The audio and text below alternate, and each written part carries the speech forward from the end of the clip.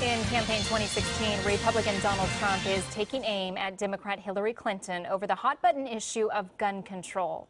And the presumptive GOP nominee is getting some high-powered support from the NRA. The powerful gun lobby endorsed Trump yesterday. Trump promised to get rid of all gun-free zones in America and expand gun rights. Crooked Hillary Clinton is the most anti-gun, anti-Second Amendment candidate ever to run for office. Republicans keep refusing to do anything to protect our communities. Clinton will meet with the families of gun violence victims today in Florida. And we're also keeping an eye on a number of races around California. Our political analyst is Professor Fernando Guerra from Loyola Marymount University. We want to welcome you back to the show. So we want to start with the U.S. Senate race. Barbara Boxer is retiring, and there are some big names who want her seat. Yeah, the first thing I want to communicate to all the voters is that there are 34 candidates. Therefore, on the ballot, it's going to be 2 pages. Oh, my so when you go to vote, either by mail or you actually go to the polls, be aware that there's 2 pages of candidates and that you should take a look at all of them, not just that first page. Second, there are 2 primary candidates who are the front runners, and that is Congresswoman Loretta Sanchez and then also Attorney General Kamala Harris. And then interesting, we have what we call the top 2 tier here in California. So irrespective of party, those who get the most votes, first and second in June, will go on to the November election. And it's highly likely that it could be 2 Democrats for the first time in California history where we have 2 Democrats running statewide in the general election. And that, of course, would be Congresswoman Sanchez and Loretta Sanchez and Harris. And the reason for this is that the Republicans, there's 3 Republicans, and 2 of them are former party heads who have never held office, and they're about of equal status. They're little known, they don't have money, they've never held a political office, and they're going to split the Republican vote. In addition, there's 4 other Republicans on the ballot. So when a Republican goes to vote in June, they're not going to know any of these people, and there's going to split their vote amongst those 3 and even the other 4, and that allows Harris and Sanchez to really come in first and second, and that's going to be really interesting. Finally, you know, what happens is even though Harris will come in first and will be seen as a front runner, the dynamics in the general election are going to completely change in that Loretta Harris is going to be more appealing to Latinos, not only because of her name, but she was for a long time the voice and the symbol of Latino politics in the early 90s.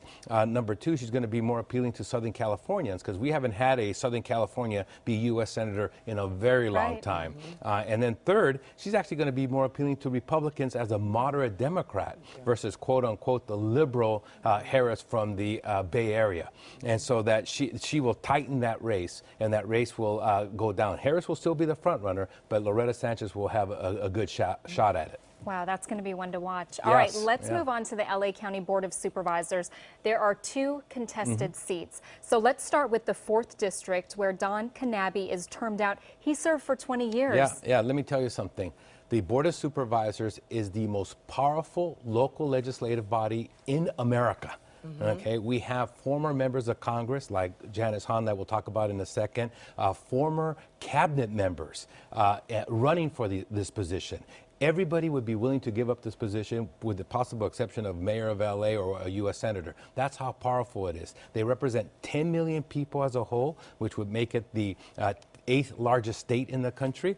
Each one represents 2 million people. That's more than 5 governors. That's a lot of responsibility. And there's no executive, no mayor.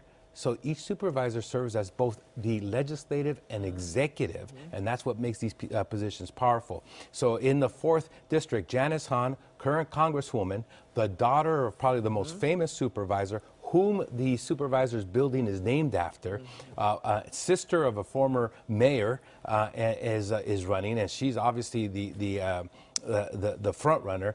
There's also Steve Napolitano, who's currently the chief deputy for Knabe, and a very well-educated person because he graduated from Loyola Marymount University.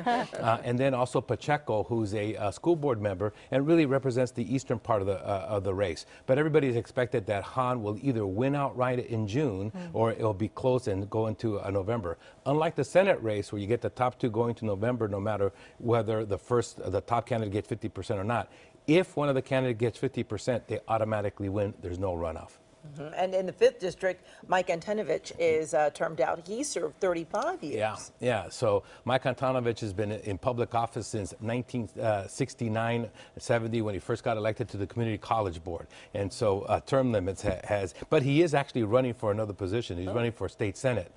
In this race, there's definitely going to be a runoff. There's a lot of candidates and significant candidates. We have Antonovich's chief of staff running, Barger, a LA City Council member, Englander, running, a Glendale City Council member who also sits on the MTA board, Nigerian, running, who the LA Times endorsed.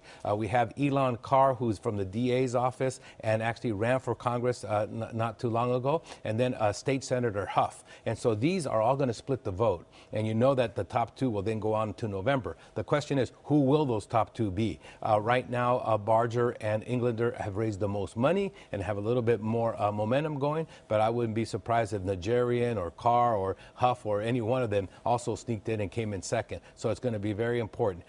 We don't realize the impact that Board of Supervisors has on the quality of life for Los Angeles residents. It's actually, in my mind, more important than U.S. Senate and even President in terms of health care, education, streets, a variety of different issues, transportation.